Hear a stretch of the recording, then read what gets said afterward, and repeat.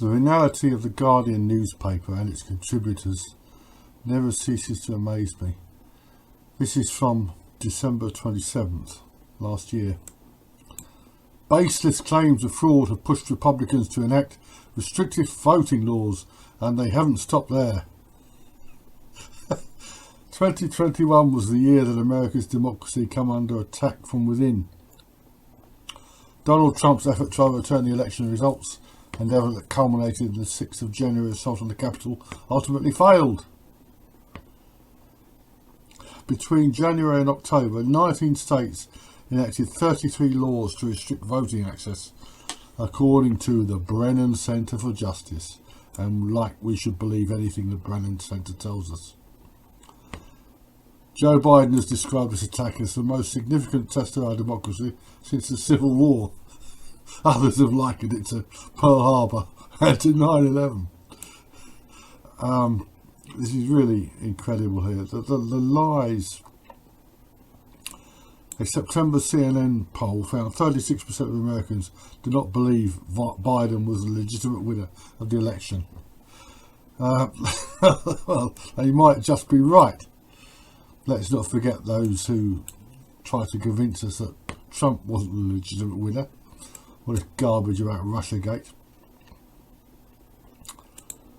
The Brennan Center is, well, what can I say? Surge of attacks on election officials, extreme partisan gerrymandering. These rigged districts will insulate Republicans from threats to their political power for the next decade. Will America exist a decade from now? There is growing frustration that Biden has not pushed hard enough to get rid of the filibuster, which Republicans have relied on to stall those bills. Democrats have pledged to find a way around the filibuster next year. Who's attacking democracy? Seriously? Voting rights advocates frustrated by same old meeting with the White House. That's from December 3rd. Voting rights indeed. Let's see what the Brennan Center has to say, shall we? Between January 1st and September 27th, at least 19 states enacted 33 laws that make it harder for Americans to vote. No. And make it easier to vote, more difficult to cheat. At the same time, lawmakers in many states responded to Americans' eagerness to vote by making it easier for eligible voters to cast their ballots. You see? The 33 laws enacted so far in 2021 have various impacts, including but not limited to making mail voting and early voting more difficult, imposing harsher voter ID requirements and making 40 voter purges more likely.